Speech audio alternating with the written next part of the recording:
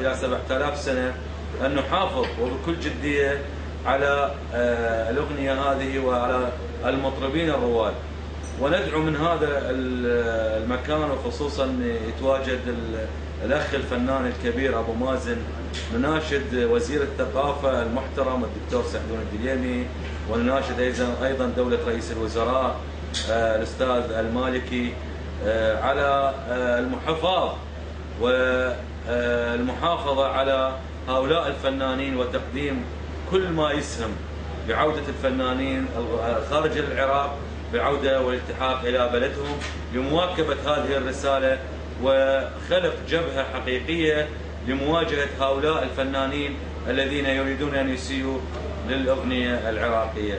فاليوم وجود الأستاذ الفنان المبدع الكبير ياس خضر في قناة الحضارة هو قناته، وحقيقة شرف أنه كقناة حضارة فضائية أن نلتقي بهذا الاسم اللامع الذي لا يغيب عن ذهن المواطن العراقي من أقصى شماله إلى أقصى جنوبه.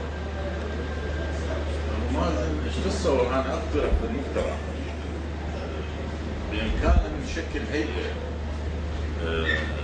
فنية إعلامية تقوم على مراقبة أو على الأقل حماية الأغنية السبعينية مثل ما كانت أستاذ سابقا. بالضبط. شلون طلعنا هاي الأغنية؟ أساتذة قاعدين وعدة لجان قاعدة تفحص الأغنية بشكل عام، وعدة مرات تفحصها وبعدين ترفضها، ويجي الشاعر يكمل ما تريده اللجنة، يعني يعيد النظر فيها إلى تسقط الأمور ويقدمها اللجنة، تطلع الأغنية وافق عليها اللجنة، يلا يصير اللحن. من بعد اللحن هم ينفحص إذا كان اللحن جاهز صالح أو مو صالح. آخر شيء بالتالي نسجل الأغنية وتيجي لجنة أخرى تفحص الأغنية إنه هاي تحت بث أو ما تبث للسامع. في شيء كانت تطلع الأغنية ولا هسه الموازين اختلفت. لا هسه ماكو الموازين اختلفت. فبما أن الموازين مثل ما تفضلت هاي ضرورية. طيب بما أن الموازين اختلفت فليش ما نسوي تشكيل بالتعاون ويا جنابك والمطربين الآخرين إلى تشكيل هيئة فنية إعلامية ما بين الرواد المطربين الرواد والجهة الإعلامية المؤسسات الإعلامية اللي ترتئي تكون مشاركة، و يعني تكون عامل ضغط أو عامل مساعدة داخل نقابة الفنانين مثلا نبتدئ بها زين، ومن ثم حتى نستطيع حماية الأغنية من يعني الهجمات اللي تواجهها هذا الإسفاف وهذا الخليط العجيب من المفردة ومن اللحن ومن الأصوات اللي المفردة من هبوده بيجي يكتب وكتابات ما تعرف لا بها أساس ولا بها ما لا بها هدف لا بها اختلفت الأمور. وإحنا ليش يعني إحنا وقفنا أمورنا من ناحية العمل للأغنية؟ لأن الساحة انملت منها بس من الوقوف هم ما عندك مجال، ما عندك غير صحيحة. بعدين لا تنسى وما ننسى احنا انه كل من مكان، الشاعر في مكان، الملحن في مكان، المطرب في مكان. سابقا كنا نجتمع احنا نسوي بس تدور على صاحب الكلام واذا تلقاه مثلا بالشقيقة سوريا او خارج او في مكان ما. صاحب الكلمات كذلك او جانب الصمت اللي اخذتوه فتره امام هذه ماكو في اليد الحين شو يسوي؟ يعني هذه ايضا اثرت الحقيقه وفسحت المجال لاصوات. مثل ما تفضل الاخ سبب الفضائيات يعني تجيب من ابوه راسا يسجل هو خارج او اي استديو او كذا الكلام هو يختار كذا جابوا الفضائيات ضاع الفضائيات وقعد. انا اذكر لقاء سيادة ابو مازن ويا نصرة البدر اذا اتذكر كان لقاء يعني حاججك دخل يعني يريد يفرض نفسه على الساحه يعني وامام من؟ امام عملاق الاغنيه العراقيه يعني. فكان اللقاء كلش هزيل، ويعني كان حتى القناه الفضائيه وقت تنتقد عليها اللي كانت مستضيفه شخصيه مثل ياس خضر مقابل شخصيه طارئه على الأغنية العراقية. فإحنا نأكد موعد، يعني نأكد موضوعنا اللي تناقشنا به، أنه من هالمكان وباسمك وباسم قناة الحضارة نناشد وزير الثقافة ونناشد رئيس الوزراء على أن يشكل جهاز رقابي لحماية الأغنية العراقية وأصالة الأغنية العراقية، وبالإضافة إلى أنه تشكيل لجنة استشارية للفنانين في داخل مبنى الوزارة يكون الغاية منها تقديم المشورة والاستشارة الصحيحة من هؤلاء لمعالي وزير الثقافة. يكون إظهار أغنية جيدة كاملة يعني. نعم. بس احنا عشان قلنا ماكو رقابة لا على الكلام ولا على اللحن ولا على احنا خلينا نبدي بالحضاره، بما ان انت شرفتنا اليوم، نبدي بتعاون جديد ونبدي خطوه اكثر جديه يعني. هي كل استاذ خدمه له بالضبط. فاحنا خلينا نبدي بالتعاون ويا جنابك في الاغاني الجديده اللي عندك. تبدي قناه الحضاره بانتاجها ان شاء الله، وتكون حصريه حتى تكون ايضا بادره، يعني تقديرا لجهودك الطيبه وتاريخك الكبير في الاغنيه العراقيه. طالما وضعيه الحضاره ملتزمه من هذا الجانب، احنا طبعا كلش فرحين بهذه المبادره. الله يسلمك. هذا يدل على شيء، يدل على انه الحضاره تريد رقي الفن العراقي خاصه باللغه. وتم الاتفاق على إنتاج 5 أغاني للفنان ياس خضر، كذلك تسجيل جلسات فنية للفنانين الكبار. احنا خلينا نبدي بالحضاره، بما ان انت شرفتنا اليوم، نبدي بتعاون جديد ونبدي خطوه اكثر جديه يعني. هي كل استاذ خدمه له بالضبط. فاحنا خلينا نبدي بالتعاون ويا جنابك في الاغاني الجديده اللي عندك.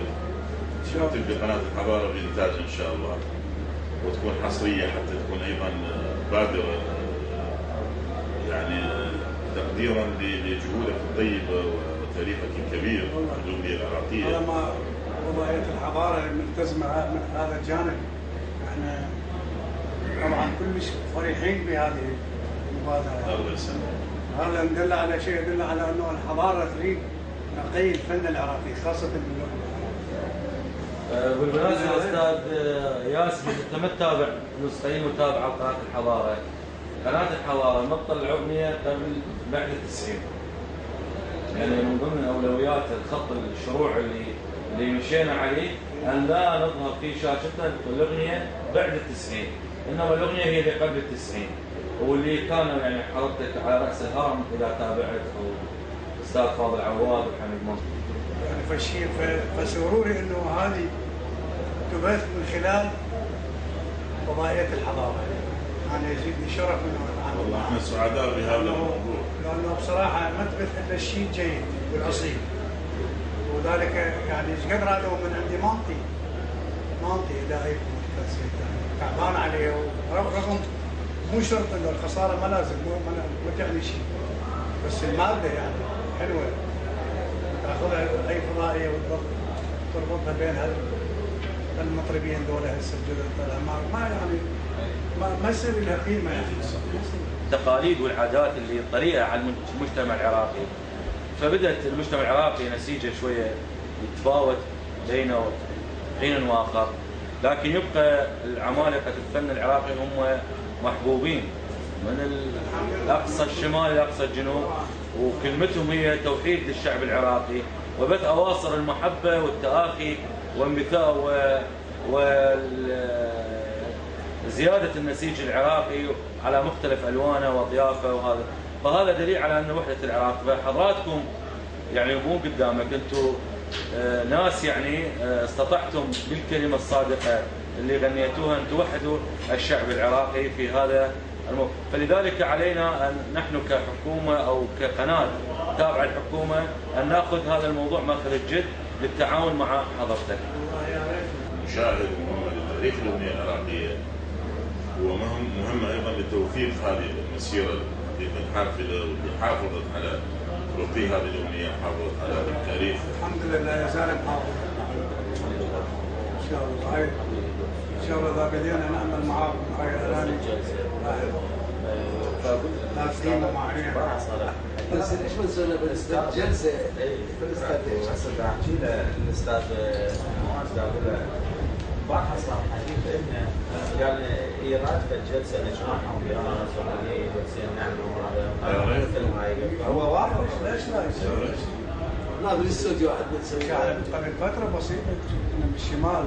اي بالشباب مهمة دعوتهم باسم الحضارة يعني. وجه لهم كتب استاذ ياسي كل يوم يجي يقدر هم الناس متعاونين والله. لاجل حفاظا على الفن العراقي طبعا يجون. ليش ما يجون؟ كلهم يجون.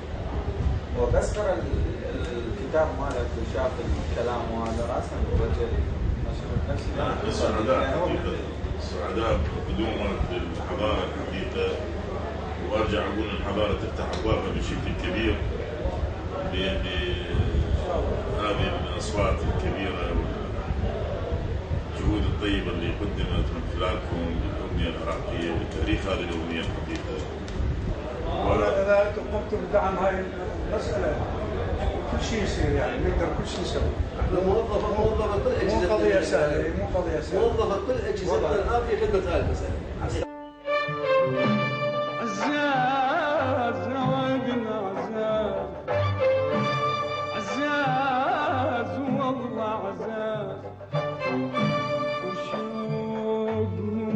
شوق الشواط اللي الدجله عزاز نوادنا عزاز والله عزاز شوق الشواط اللي الدجله دليلي والفراق بعينهم شوف الحمام الجاي لهنا